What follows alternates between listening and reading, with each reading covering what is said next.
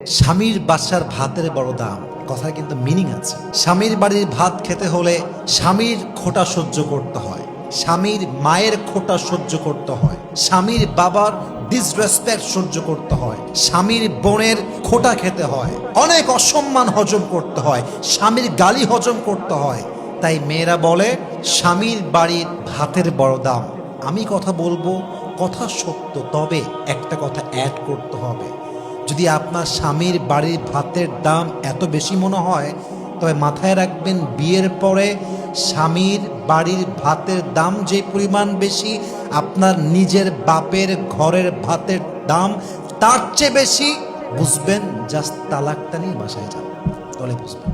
Just তালাকটা হোক, বাসায় যান, 3 মাস থাকেন, 4 মাস থাকেন, 5 মাস থাকেন, স্বামী নাই তালাক হয়ে গিয়েছে, তখন বুঝবেন স্বামীর বাড়ি ভাতের দাম বেশি নয়, এখন তো মনে হচ্ছে বাপের বাড়ি ভাতের দামই বেশি হয়ে গিয়েছে, ঠিক কিনা বলেন?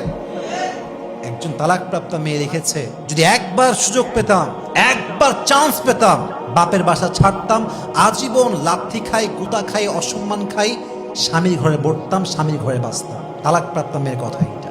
অতএব মাথায় রাখতে হবে, যদি স্বামীর অবদান স্বীকার করতে না পারেন, স্বামী খাওয়াচ্ছে, স্বামী পড়াচ্ছে, যা হোক, তা বাসায় রাখছে তো, যাই হোক কারেন্ট বিল দিচ্ছে তো, যাই হোক খাওয়াচ্ছে তো, নুন পাত পান্তা ভাত যাই হোক খাওয়াচ্ছে তো, স্যাক্রিফাইস স্বীকার করেন যে স্বামী আপনি যা করছেন enough, it's enough for me, আলহামদুলিল্লাহ, উই আর সো হ্যাপি, আমরা খুশি আছি।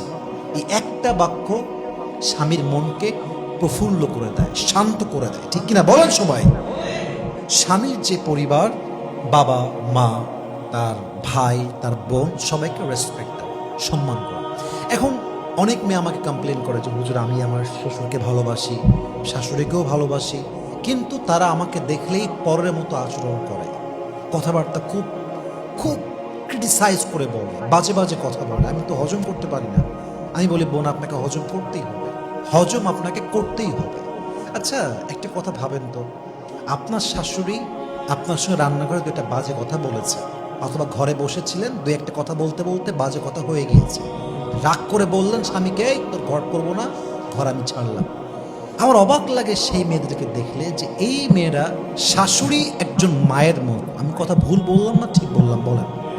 শাশুড়ি মায়ের মতো, অবশ্যই তার মা এটা। আচ্ছা, এই শাশুড়ির সঙ্গে ঝগড়া হইল বলে আপনি ঘর ছাড়লেন, আপনি যে বাসায় গেলেন, আপনি তো মিয়া মায়ের সঙ্গে প্রত্যেক দিন উঠতে বসতে ঝগড়া করেন। হ্যাঁ, মেয়েরা ঝগড়া করে মায়ের সাথে, রান্নাঘরে ঝগড়া, খাইতে বসে ঝগড়া, রুমের মধ্যে ঝগড়া। তার মানে কি? একসঙ্গে থাকলে ঝগড়া হয়, স্বাভাবিক, ন্যাচার। তো আপনি মায়ের সঙ্গে ঝগড়া করলে সহ্য করতে পারেন কেন? ওইটা আপনার রক্ত। আর শাশুড়ির ঘরে সহ্য করতে পারেন না কেন? ওইটা আপনার রক্ত নয়। এই মাইন্ডসেট চেঞ্জ করেন। শাশুড়িকে একদম নিজের মায়ের মতো দেখবেন। শাশুড়ি ওল্ড জেনারেশন, আপনি নিউ জেনারেশন। আপনার শাশুড়ির চাইতে আপনাকে আরো বেশি স্মার্ট হতে হবে, তবে আপনি সাংসারিক জীবনে সুখী হতে পারবেন, ঠিক কিনা বলেন?